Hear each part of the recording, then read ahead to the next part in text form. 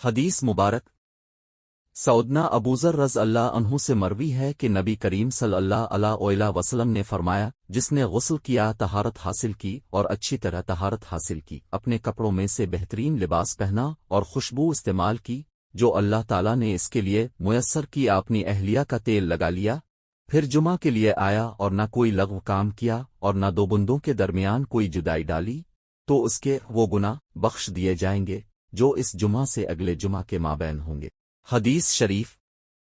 سعودنا براق بن عازب رض اللہ عنہ کہتے ہیں کہ رسول اللہ صلی اللہ علیہ وسلم نے فرمایا، مسلمانوں پر حق ہے کہ وہ جمعہ کے دن غسل کریں اور خوشبو لگائیں اگر ان کے گھر والوں کے پاس ہو، اور اگر نہ ہو تو پانی ہی سب سے زیادہ پاکیزہ ہے۔ سعودنا سمرہ بن جندب رض اللہ عنہ سے روایت ہے کہ رسول اللہ صلی اللہ علیہ وسلم نے فرمایا، جس نے جمعہ کے دن وضو کیا تو اس نے رخصت کو قبول کیا اور یہ اچھا ہے، اور جس نے غسل کیا تو وہ زیادہ فضیلت والا ہے۔ حدیث شریف سعودنا عبداللہ بن عمرو بن عاص رض اللہ عنہ سے مروی ہے کہ نبی کریم صلی اللہ علیہ وسلم نے فرمایا، جس نے سر دھویا، غسل کیا، بہت جلدی آیا، قریب ہوا، بلکہ بہت قریب ہو کر بیٹھا، غور سے خطبہ سنا اور خاموش رہا تو وہ جتنے قدم چل کر آیا تھا، ہر قدم کے بدلے 1 سال کے قیام اور 1 سال کے روزوں کا ثواب ملے گا۔ حدیث شریف سعودنا ابو ہریرہ رض اللہ عنہ سے مروی ہے کہ رسول اللہ صلی اللہ علیہ وسلم نے فرمایا، بے شک فرشتے جمعہ کے دن مسجدوں کے دروازوں پر بیٹھ جاتے ہیں اور مراتب کے لحاظ سے لوگوں کا اندراج کرتے ہیں کہ فلاں آدمی فلاں گھڑی میں اور فلاں ٹائم پر آیا، اور فلاں اس وقت آیا جب امام خطبہ دے رہا تھا، اور فلاں نے نماز تو پالی لیکن جمعہ نہ پا سکا کیونکہ اس سے خطبہ رہ گیا تھا۔ حدیث شریف سعودنا عبداللہ بن عمرو بن عاص رض اللہ عنہ سے مروی ہے کہ رسول اللہ صلی اللہ علیہ وسلم نے فرمایا، 3 قسم کے افراد جمعہ میں حاضر ہوتے ہیں، ایک آدمی دوران خطبہ دعا اور نماز کے ساتھ حاضر ہوتا ہے، ایسے شخص کا حکم یہ ہے کہ اس نے اپنے رب سے دعا کی ہے، اگر اس نے چاہا تو دے دے گا اور چاہا تو نہیں دے گا۔ دوسرا آدمی سکوت اور خاموشی کے ساتھ حاضر ہوتا ہے اور یہی اس کا حق ہے، اور تیسرا آدمی لغو کے ساتھ حاضر ہوتا ہے، پس اس کا حصہ تو یہی لغو کام ہی ہوتا۔ حدیث شریف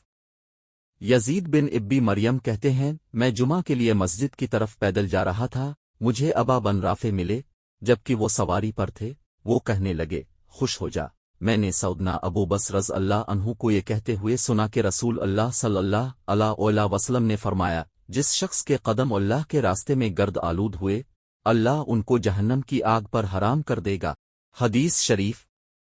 سعودنا عبداللہ بن عمر رض اللہ عنہ سے مروی ہے کہ رسول اللہ صلی اللہ علیہ وسلم نے فرمایا، جب جمعہ کے دن تم میں سے کسی کو مسجد میں نیند آنے لگے تو وہ اس جگہ سے منتقل ہو کر کسی اور مقام پر بیٹھ جائے۔ حدیث شریف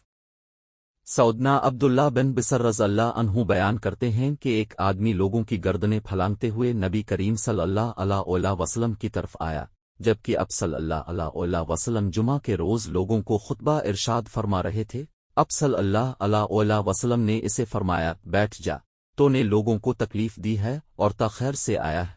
حدیث شریف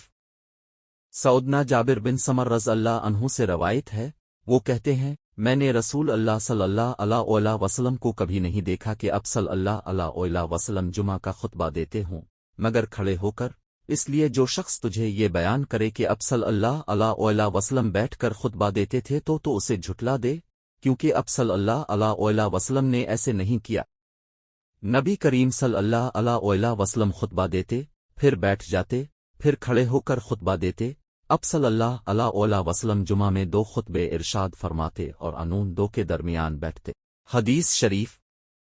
سیدہ حشام بنت حارثہ رض اللہ عنہا کہتی ہیں، 2 سال ایسے سے کچھ کم مدت تک کے لیے ہمارا اور نبی کریم صلی اللہ علیہ وسلم کا تنور ایک رہا، میں نے سورہ قاف حاصل نہیں کی مگر نبی کریم صلی اللہ علیہ وسلم کی زبان مبارک سے، کیونکہ اب صلی اللہ علیہ وسلم ہر جمعہ کو جب لوگوں کو خطبہ ارشاد فرماتے تو اس کی تلاوت کرتے تھے۔